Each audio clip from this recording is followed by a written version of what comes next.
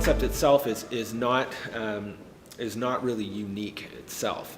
There's lots of examples of projects that have been done over the years, especially this turn of the Industrial Revolution, and you know, where we've basically driven everything into a factory. Largely homes have never been successful in factory settings as far as homeowners wanting to purchase those homes or live in those homes. There's always a little bit of a perception that those homes are of less quality than, say, a custom-built home that you build on the site. So what the nice thing about this project is that we've really done now is we've taken that concept of modularity and expanded on it a little bit. There's lots of examples of corporations and people that have tried to do this type of thing and different prefabricated structures in the past. A big example is at Expo 67 with Habitation, and there were repeat applications of it, but not to a great level of success. So what we've tried to do is we've come up with a luxury home that is factory built, can grow or shrink with the family unit. So in theory, myself as a 31-year-old, I could go out and buy a lot and a few pods, put those on that site and live in 3 pods for the first 5 years. Then when I get some more equity into the property, I can add more pods as I have kids, as my family needs grow. Then, as my family needs lessen, when my kids, say, go off to university or college and or leave the home to start their own lives, you lose that empty nest issue where you've got this great big house that mom and dad don't want to clean anymore and is too hard for them to maintain because it's a 2-story or a 3-story home. This way, what they can do is take those pods that they no longer need and either give them to their kids in other locations or sell them to their neighbor. Maybe their neighbor's a young family and they need extra space. So this home can expand and shrink with the growing needs of the family unit. So that lot that I bought as a 30-year-old, I never have to move from it, because what happens is that house can grow or shrink, whereas in years past, you have people that would have to, you know, buy in an up-and-coming neighborhood, live there for a while, then move out to the suburbs to a bigger house that they can afford out there, and then, you know, maybe move back into the city into a condo. Well, they've gone through all those location changes.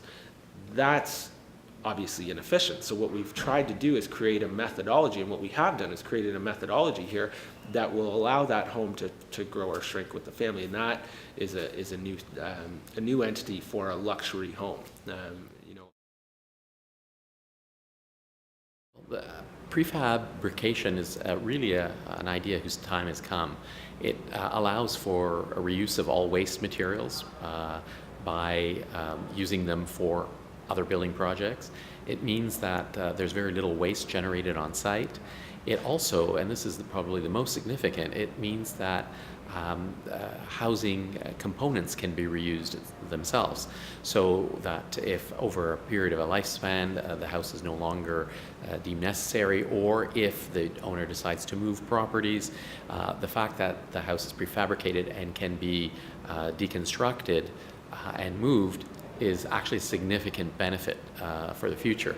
So when you're thinking about being green, a lot of stuff is greenwash, but prefabrication brings with it some really powerful, true aspects of sustainability that make for a greener future for everyone. So the prefab home has some inherent benefits. And it's interesting because on one hand, we might think that, oh, prefab, you're going to be constrained by a very particular space and volume. And therefore, it's going to create sort of a cookie cutter type result. The reality is modules, in fact, allow you to create infinite variability, because those modules can be stacked or related to each other in various ways. You can then select cladding materials, select windows appropriately relative to orientation. So in fact, it does provide some inherent benefits. So from that point of view, both personally as a homeowner myself, but also in thinking more from a consumer perspective in general, I think there are some inherent benefits from this approach. Modular and prefab is good from a couple of standpoints, and certainly cost control is one of those factors, and quality control is another factor. So those two things are always important in trying to evolve the building trade, as opposed to stick building on the ground with the weather being what it is in this area. Anything you can control in a plant is a good thing.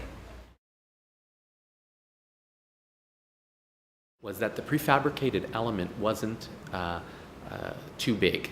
One of the failures of prefabrication is that they tend to be 10 feet wide by 40 feet long, almost like bowling alleys, and then you kind of put them together to make bigger spaces. What's really beautiful about this design is it's a fine grain of module.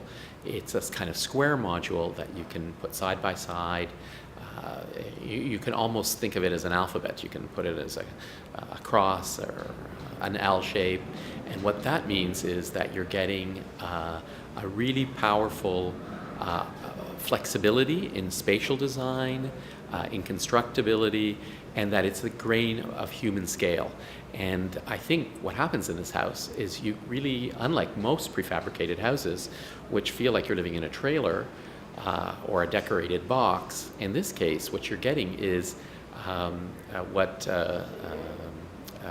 Rudolf Schindler used to call space design, space architecture, which is a flow of spaces, unique combinations of spaces, and they make life more beautiful.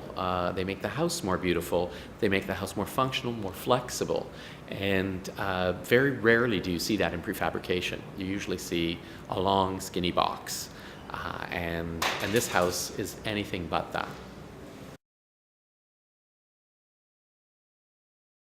The way in which the modular concept or approach helps the environment, first of all, bear in mind that there's a lot of forethought to how the building will be constructed.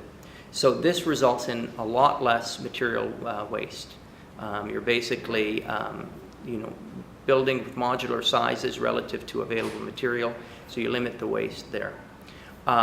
You're also building a very airtight and highly insulated building envelope, so therefore you're going to minimize how much heat it takes to heat that building eventually, as well as on the cooling side there's benefits as well.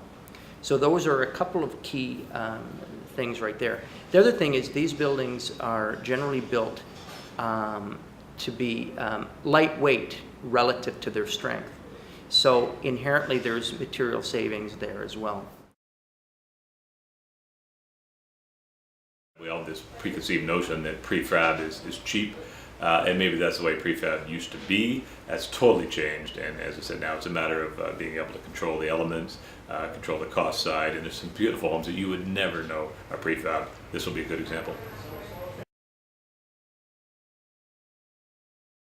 Modular building has happened prior to this problem, and it is starting, I think, well back in time.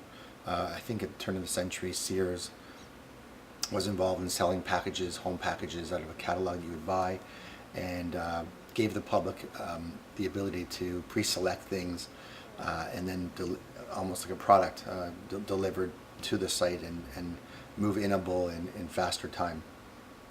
So from a time point of view, I think there's a lot of economic sense. The average landowner can't afford to hold on to two properties at once. That's a difficult challenge. So the approach of building or prefabricating offers the consumer the ability to imagine what their home will be like and have it delivered and erected much faster, so that the bridging of owning two pieces of property is much shorter.